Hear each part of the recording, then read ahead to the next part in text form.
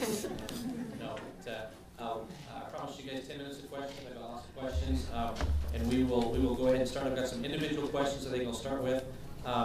Mr. Augustine, you say you can't find legal workers. Why not? What about recruiting from the ranks of the unemployed or recent high school or college graduates? That question is very simple.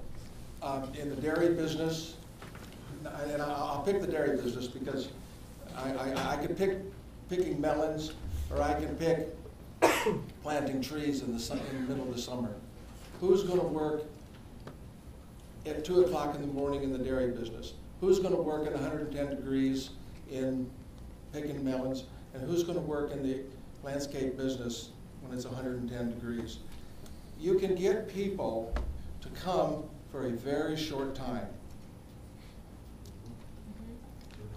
If I advertise, I'll get plenty of people. I won't keep them for 2 days. It's too hot. My feet hurt. My head hurts. I don't need to do this. And I'll tell you, I've done this for 40 years. I know who works. People can say, I've had people, I picked apples when I was in high school. This is not picking apples in high school. This is serious stuff. Another example, in Iowa, there's a lot of beef. Only 2% of the cattle in the United States are in the West. Most of it's in Iowa. At a slaughterhouse, they've raided slaughterhouses. They can't find people to work in slaughterhouses. I don't know if anybody here has ever seen what goes on the killing floor when you're eating a hamburger or you're eating a steak. What goes into that? There's a town in Iowa, it's called Carroll, Iowa. Go there, see who lives there, and see who works in the slaughterhouses. If you want to hire anybody you want for a week or a couple days, fine. If you want to keep people to come in day after day after day, then we're talking about the people that I was talking about. Thank you, John. Mr. Laredo, have you had a chance to evaluate the Utah Compact, and what does the Latino community think about that compact? I think in comparison to what's happening here, it's a significant improvement and much more realistic. I gotta say, the fact that something like that won't even be considered by this legislature says something. It's not going to be debated. You're not going to hear it debated in committee. You're not going to hear it debated on the floor because that is simply not the direction that people want to go.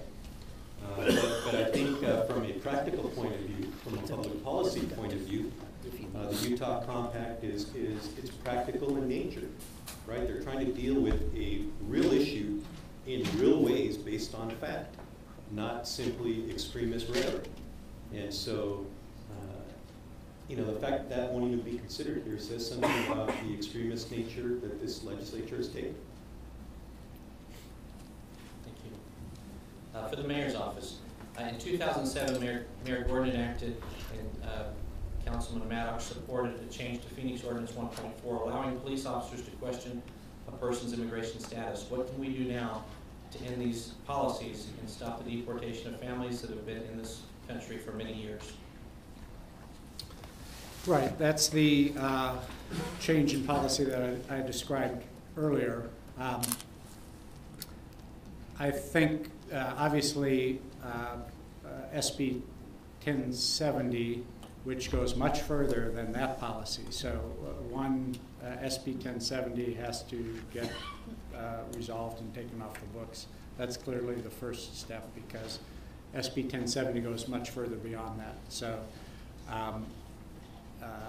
I would say that is the first priority, is to make sure that is dealt with, and then there has to be a political consensus, and as John alluded to, there really has to be a political voice at the city level that can articulate the concerns around that policy and affect the political dialogue. And bluntly, we really haven't seen that yet. Very good, thank you. We've got 4 or 5 minutes left for questions. This is a question for anyone who'd like to. I ask you guys to keep your answers very brief, so if more of you would like to comment. This is a generic question. How would a visa program work for construction, labor, landscaping, retail, restaurants, hospitality? What do you envision a visa program would look like? Anyone want to jump on that?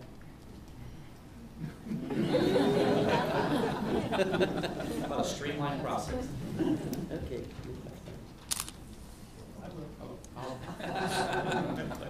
Next time. Go ahead, John. I think right now, just to give you a number, 10 years ago, 20 million people came to the United States. 10 years later, it's the same amount of people coming into the United States for any reason. But the world, tourism and the movement has increased 20%. If you want to get a visa and you're in another country, it's very difficult. I don't care if you're in France, Mexico, Canada. It's like John has said, they have made it very difficult. It didn't used to be that way, and it hasn't been that way at different times. But right now, with 9/11, with radicalization of different legislatures and stuff, people are afraid.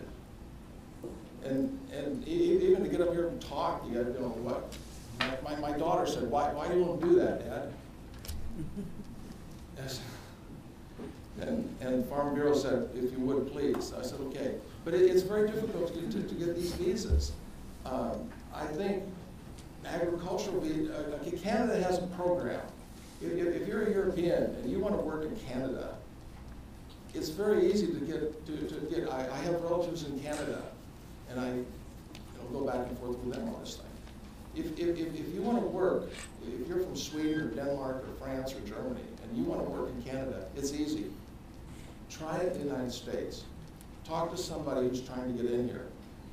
It's very difficult. The practical part of it is to get one agency, interview the person. If he wants to work in the United States, interview the person, clear the person, and let him come in and work for 2 years, 1 year. But the 6 month stuff or 1 month stuff doesn't work.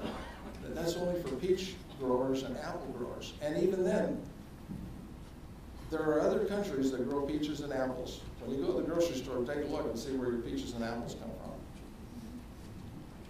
Very good, thank you. One final question. Mr. Ostos on the end.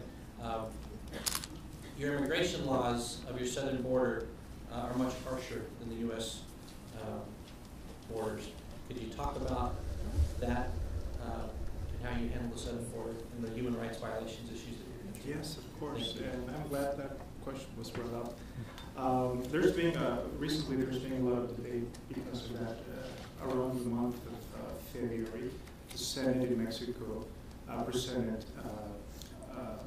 a new project for a new immigration law in Mexico, and within the debate in Congress, and particularly at the Senate, there was one of the legislators questioned one of the articles, Article 26, and I've been checking that recently, because they were saying, well, it's the same thing as SB 1070. You're allowing federal police to investigate and detain migrant workers from Central America, of course, in this case.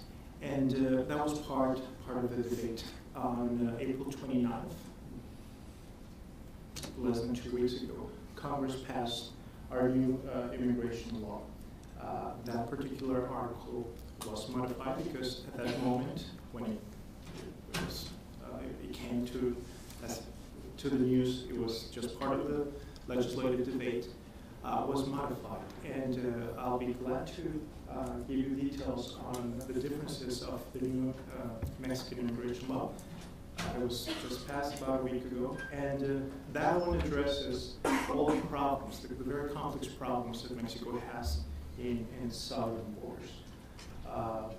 Many of the problems, or the main difference that we can probably, the most important thing here is that it's not the Mexican government's position, or in any, you won't find in any part of Mexican legislation anything that goes against the human rights of migrants. Of course, the big problems that Mexico is facing with organized crime and the problems of corruption that we can see in many of agencies of Mexican immigration that have been documented are a reality. We are clearly aware of that, but our legislation is completely different to what unfortunately we have seen, and that will anytime we would love to talk to you and check the details of the new legislation in Mexico on immigration. Very good, thank you. Unfortunately, we are out of time, but let's give our panel